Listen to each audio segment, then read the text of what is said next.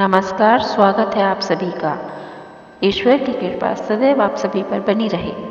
आज के वीडियो में मोक्षदा एकादशी की व्रत कथा सुनेंगे।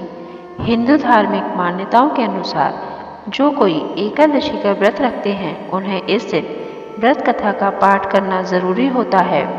मोक्षदा एकादशी व्रत के दौरान पूजन के बाद व्रत कथा का पाठ करें या सुने।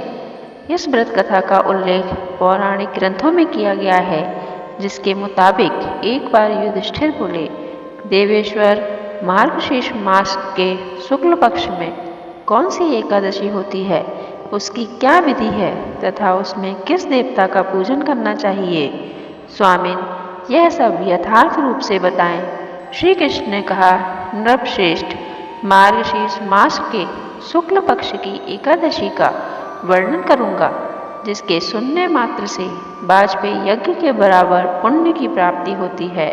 उस व्रत का मोक्षदा एकादशी है, जो सब पापों को हरने वाली है।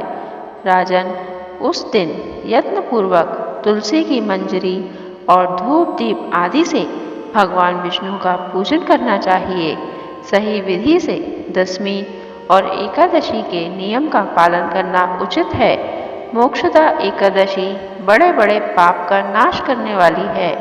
उस दिन रात्रि में मेरी प्रसन्नता के लिए नृत्य, गीत और स्तुति के द्वारा जागरण करना चाहिए। जिसके पितर पापवश नीच योनि में पड़े हों, वे इस एकादशी का व्रत करके इसका पुण्य दान अपने पितरों को करें तो पितर मोक्ष को प्राप्त हो जाते हैं।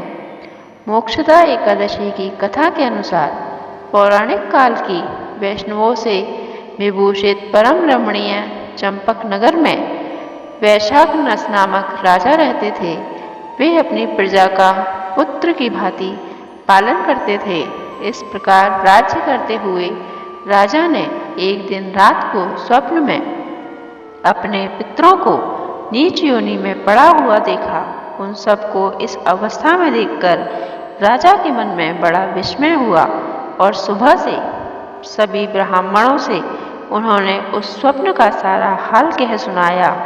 राजा बोले, ब्राह्मणों, मैंने अपने पितरों को नरक में गिरा हुआ देखा है।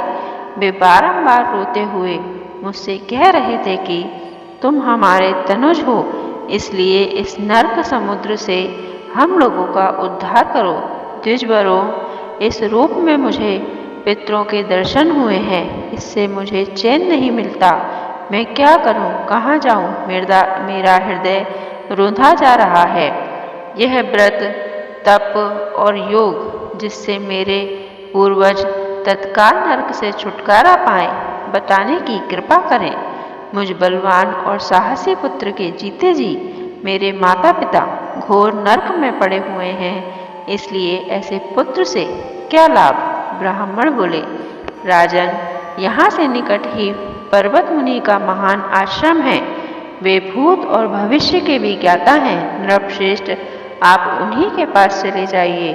ब्राह्मणों की बात सुनकर महाराज वैखानस शीघ्र ही पर्वत मुनि के आश्रम पर गए और वहां उन मुनि श्रेष्ठ को देखकर उन्होंने दंडवत प्रणाम करके मुनि के चरणों को स्पर्श किया।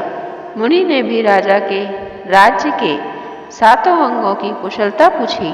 राजा बोले, स्वामिन, आपकी कृपा से मेरे राज्य के 7 अंग सकुशल हैं, किंतु मैंने स्वप्न में देखा कि मेरे पितर नरक में पड़े हैं। इसलिए बताएं कि किस पुण्य के प्रभाव से उनका वहां से छुटकारा होगा।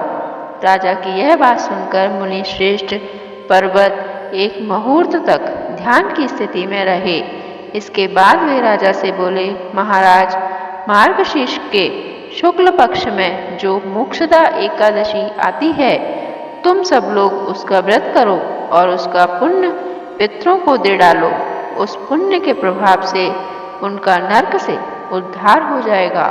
भगवान श्री कृष्ण कहते हैं, युधिष्ठिर मुनि की यह बात सुनकर राजा पुनः अपने घर लौटाए। जब उत्तम मार्गशीर्ष मास आया, तब राजा वैखानस ने मुनि के कथानुसार मोक्षदा एकादशी का व्रत किया और उसका पुण्य समस्त पितरों सहित पिता को दे दिया। पुण्य देते ही क्षण भर में आकाश से फूलों की वर्षा होने लगी। वे खानस के पिता पितरों सहित नरक से छुटकारा पा गए और आकाश में आकर राजा के प्रति यह पवित्र वचन बोले, बेटा तुम्हारा कल्याण हो। यह कहकर वे स्वर्ग में चले गए। राजन, जो इस प्रकार कल्याणमयी मोक्षदा एकादशी का व्रत करता है उसके सारे पाप नष्ट हो जाते हैं और मरने के बाद वह मोक्ष प्राप्त कर लेता है। यह मोक्ष देने वाली मोक्षदा एकादशी मनुष्यों के लिए चिंतामणि के समान समस्त कामनाओं को पूर्ण करने वाली है। इस महात्म्य के पढ़ने और सुनने से वाजपेयी यज्ञ का फल मिलता है। ओम नमो भगवते वासुदेवाय।